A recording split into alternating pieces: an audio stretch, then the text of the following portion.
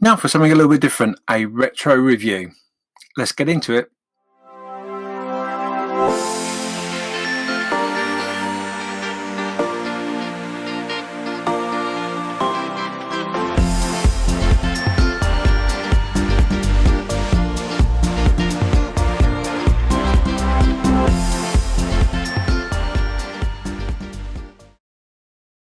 So with so many elements going on the Rise build, obviously there's lots of testing that needs to be done. So I wanted to go for something a little bit smaller to test on rather than use the main models as my test bed. And I thought myself, really good idea, the 148th Tamiya Zero Fighter. Now I picked this up secondhand from a friend, did a little bit of swapping, and I thought, wouldn't it be good actually just to do a quick review of this kit? Now I got two of them. And they both have got labels on them which show the original prices. I won't shock you because they're an old kit. This is sort of 82, I think 1982 was first released, but they were good kits. So yeah, so this is the box art, really nice box art. A couple of designs there of what you can achieve from what's inside this box, and then obviously a bit of an information about the Zero and some figures. So I think this kit comes with figures. I'm not sure. Let's open it and see, shall we? So here we go. This is the instructions of our retro kit. Obviously, it's a Tamiya. This is the Mitsubishi A6M3 Zero Fighter Hamp.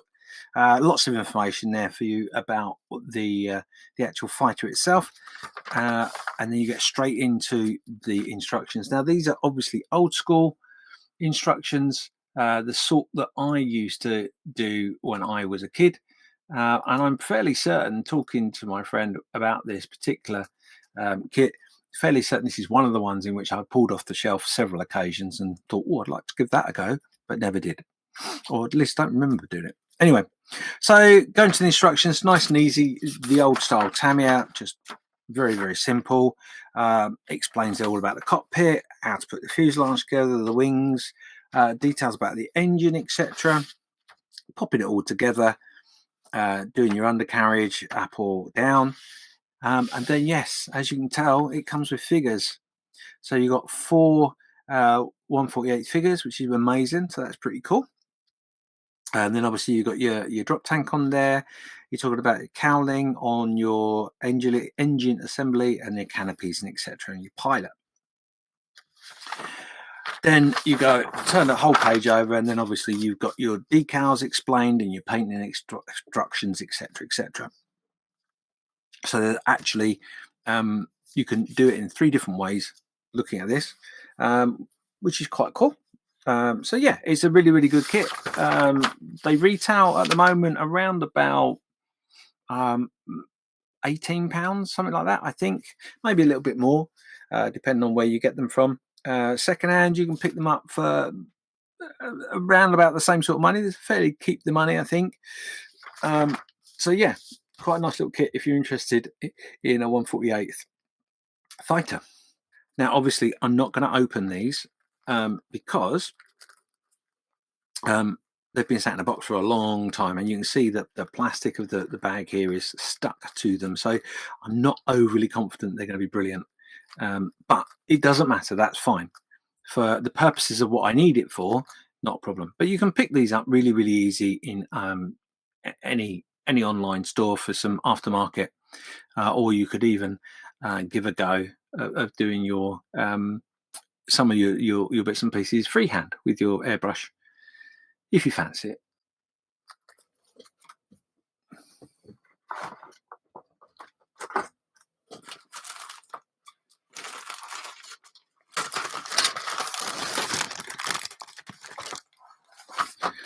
So old style bagging, not heat sealed, some staples. Some people like that, some people don't. But we'll have a quick look at this here, shall we? So as you can see, got some great detail there in our wheelbase. As you look over the wings, you've got nice panel lines, and you've got some rivet detail as well there, I believe.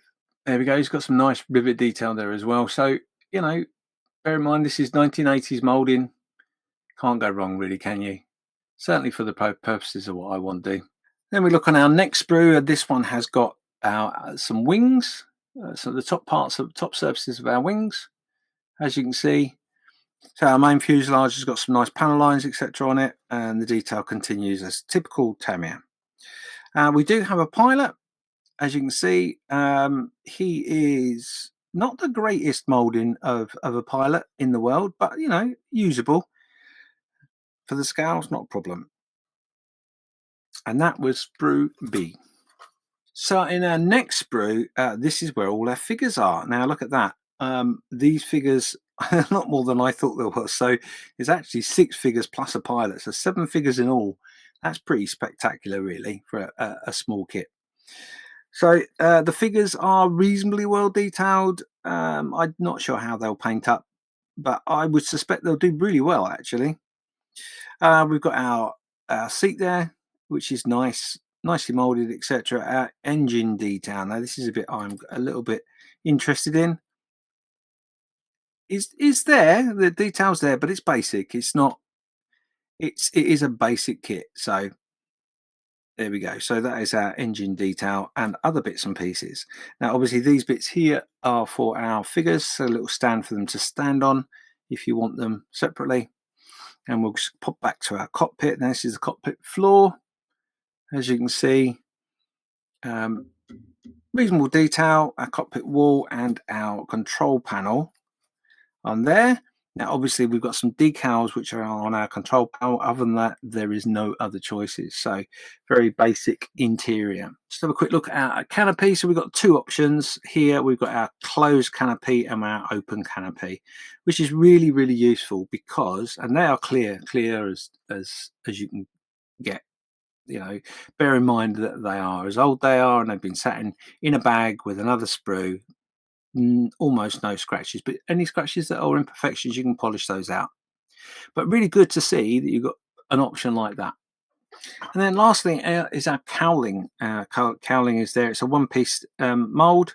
And one thing I do notice straight off the bat is that the part here where you can separate the cowling is at the correct way. Something I noticed on the border models in the 132nd is they're not. They're actually exactly the same, identical, and they're not meant to be. They're meant to be slightly off each other. So that's really good to see. They've got that correct. So there you go. That was a very quick roundup review of the Tamiya 148 Mitsubishi A6M3. Now I'm going to be using this as a test bed for some paint effects for the Rise diorama. So what I'm going to do is I'm going to build this as a build video. Be very, very simple, very, very quick. And then we're going to put it all together, and then hopefully I'm going to show you how I'm going to hopefully achieve some of the paint effects for inside the hangar bay of our Akaki diorama that we're building. If you've liked this video, please remember to put your thumbs up and share any comments or thoughts you have about some retro kits. Thank you very much for your time, and I look forward to seeing you in the next video.